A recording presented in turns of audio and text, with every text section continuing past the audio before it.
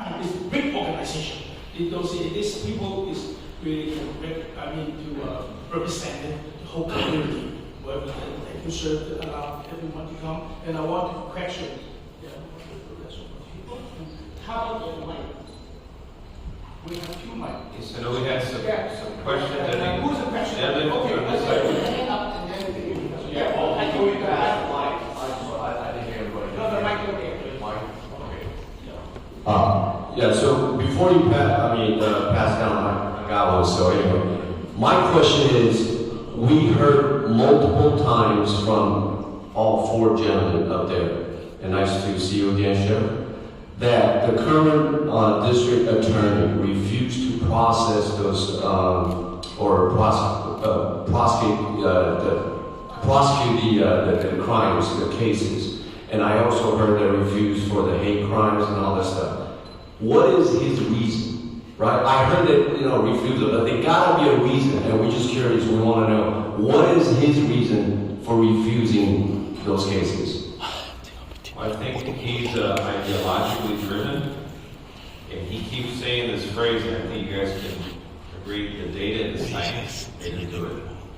And I'm not buying that for a second, but that's his big belief that he's using, claiming that somehow that light touch on criminal offenders is going to reduce crime because they'll be less inclined to commit crime in the future. And I think it's laughable because we get the exact obvious from hard facts.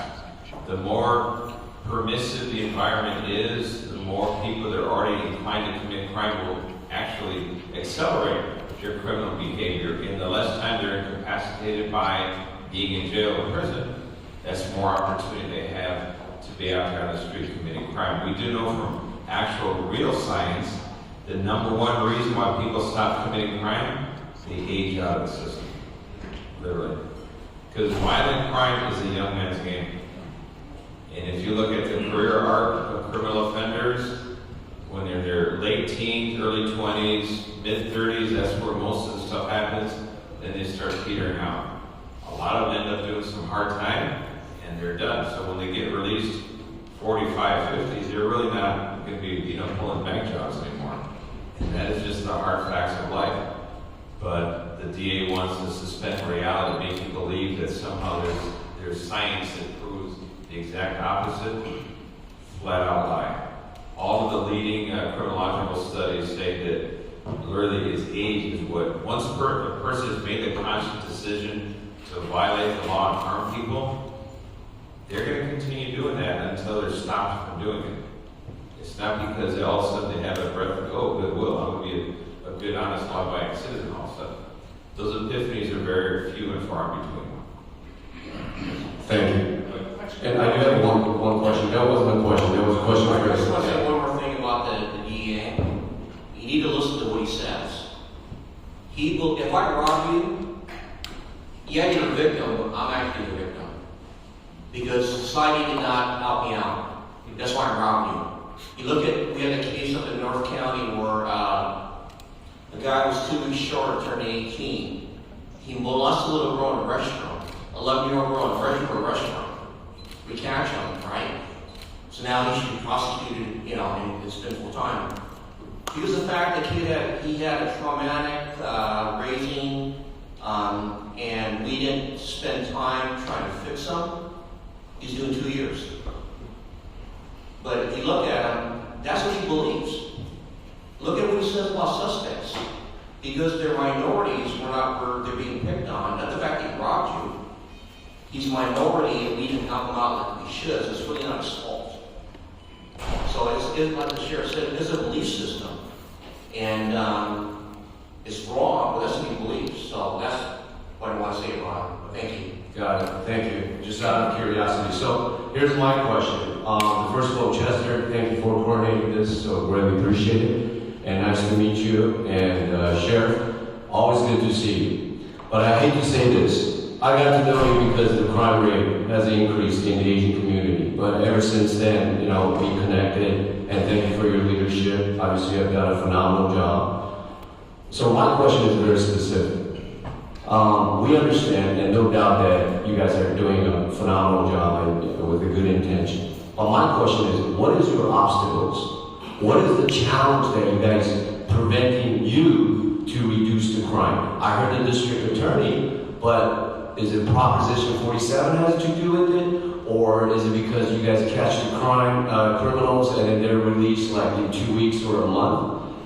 What is the percentage of the repeat criminals or crime cases? Thank you.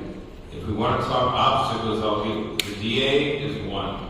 Props 47, Props 57, AB 109, prison realignment, they represented a challenge for sure, but we had adjusted to it already. But the premise was that if we reduce crimes from felonies to misdemeanors, as long as we prosecute them and there's consequences, yeah, it did result in an uptick in property crimes, but not in violent crimes. But now when you have a DA that won't even prosecute the misdemeanors, you went from being a felon to nothing. That is a huge problem, but that is only one part of the equation. The other part we haven't talked about yet is the Board of Supervisors actively defunding the Sheriff's Department, which means there are less people serving your communities. Every patrol station here, they're operating at 70% capacity at best. That's the average for all 23 patrol stations, which means they're missing 30% of the workforce. They're gone. Who answers 911? Who goes code 3, red lights and sirens, to your house as it's being burglarized? Or in the middle of the night if someone's doing a home invasion robbery? Less people. And that is directly at the feet of the Board of Supervisors. And Supervisor Hilda Solis ran for re-election and was won.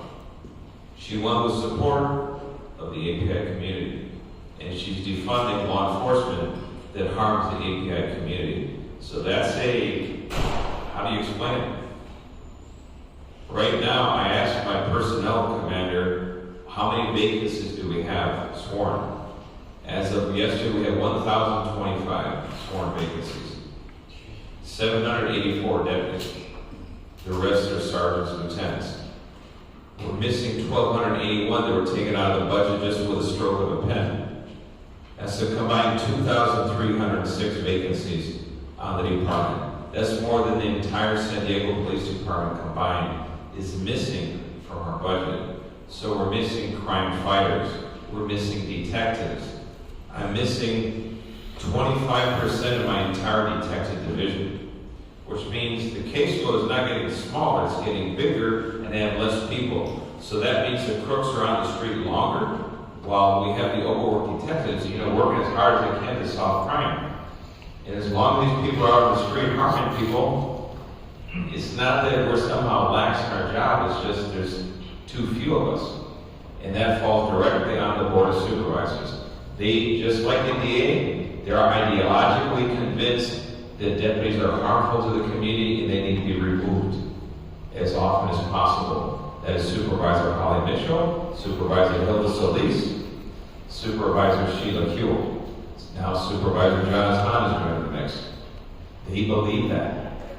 And that is a huge obstacle. Because when we work together, and I'll give you a prime example, we did Operation Safe Travel going on right now in our MTA on our trains. We reduced crime 85% when the deputies are deployed on safe travel. 85% reduction. Big number, right? Because the presence of sworn law enforcement on the trains, not the ambassadors with a clipboard and a whistle. That has impact. But what does the MTA board say? Let's get rid of all the cops and replace them with the ambassadors. The elected people are not listening to the people, to you, right? So the combination of a DA that won't prosecute and the defunding of the Sheriff's Department, those are the two biggest obstacles right now. We can handle Prop 47, 57, 80, 109. Hopefully the legislature realizes that they went too far, they need to dial it back. But the immediate ones that we can fix right now is those two. And I'm going to work hard with the board, and hopefully I'll have a better board come December to address it. My opponent won't even mention defunding because he wants to be a puppet of the board. So just keep that in mind. Thank you.